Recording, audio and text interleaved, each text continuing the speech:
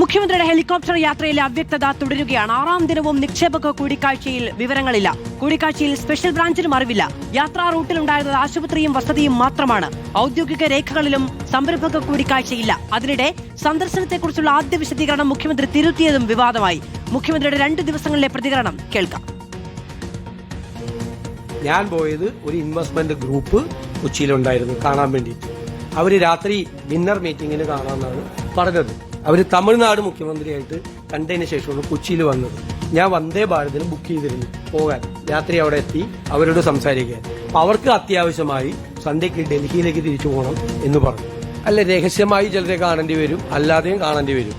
ചിലപ്പോൾ മുഖ്യമന്ത്രിയെ ഇവിടെ വന്ന് കാണും. ഞാൻ അന്ന് വൈകുന്നേരം എറണാകുളത്തുള്ളതുകൊണ്ട് എറണാകുളത്ത് കാണാന്ന് പറഞ്ഞ ഇതൊക്കെ നമ്മൾ കഴിഞ്ഞ പ്രാവശ്യം പറഞ്ഞ അവസരം. നിങ്ങൾക്ക് സജോ ദേവസ് ചേരുകയാണ്. സജോ, വിവരങ്ങൾ. മാധു, മുഖ്യമന്ത്രിയുടെ ഹെലികോപ്റ്റർ യാത്രയെ സംബന്ധിച്ചുള്ള രാഷ്ട്രീയ വിമർശനം പ്രതിപക്ഷം കടുപ്പിച്ചിരുന്നു. അതിനുള്ള മറുപടിയാണ് മുഖ്യമന്ത്രി ആദ്യം പറഞ്ഞത്. ഒരു നിക്ഷേപക ഗ്രൂപ്പിനെ കാണാനായാണ് ഹെലികോപ്റ്റർ യാത്ര തിരഞ്ഞെടുത്തത്, അവർക്ക് വേഗത്തിൽ മടങ്ങേണ്ടിയിരുന്നു എന്നതായിരുന്നു. അതേ കാര്യം പക്ഷേ മുഖ്യമന്ത്രി പിന്നീട് മറ്റൊരു രൂപത്തിലാണ് പറഞ്ഞത്. കൊച്ചിയിൽ എത്തി, അതുകൊണ്ട് അവിടെ കണ്ടു എന്ന മട്ടിൽ. എന്ന് വെച്ചാൽ ഒരേ കാര്യത്തിൽ തന്നെ അദ്ദേഹം വിശദീകരണം വൈരുദ്ധ്യം നിറഞ്ഞതാകുന്നു 2 തവണ നടത്തിയപ്പോഴെന്നത് ഒരു പ്രധാനപ്പെട്ട പ്രശ്നം. മറ്റൊന്ന്, സാധാരണഗതിയിൽ മുഖ്യമന്ത്രിമാരുടെ യാത്ര സംബന്ധിച്ച് കൃത്യമായ ഒരു ഷെഡ്യൂൾ ഉണ്ടാകും, ഒരു റൂട്ട് ഉണ്ടാകും. അതിനെക്കുറിച്ച് സ്പെഷ്യൽ ബ്രാഞ്ചിനും പോലീസിനും ഒക്കെ അറിവുണ്ടാകും.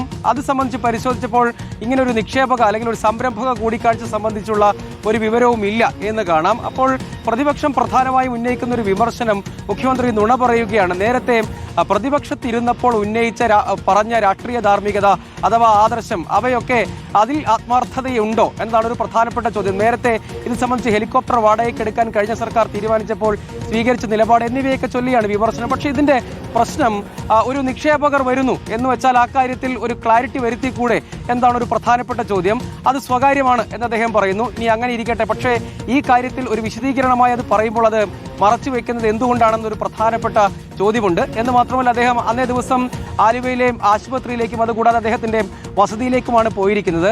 മറ്റ് യാത്രാ റൂട്ടുകളില്ല എന്നും കാണാം. എന്ന് മാത്രമല്ല, നിക്ഷേപ ഗ്രൂപ്പ് ആരാണ്, സംരംഭകർ എന്താണ്, അത് സംബന്ധിച്ച വിശദാംശങ്ങൾ വിശദീകരിക്കാൻ അല്ലെങ്കിൽ അത് പങ്കുവയ്ക്കാൻ അദ്ദേഹം തയ്യാറാകുന്നതുമില്ല. എന്ന് വെച്ചാൽ സർവത്ര അവ്യക്തതയാണ്. ഇത് സംബന്ധിച്ച് അദ്ദേഹം മുന്നോട്ട് വെച്ച ന്യായത്തിൽ സർവത്ര അവ്യക്തതയുണ്ട് എന്ന് കാണാം.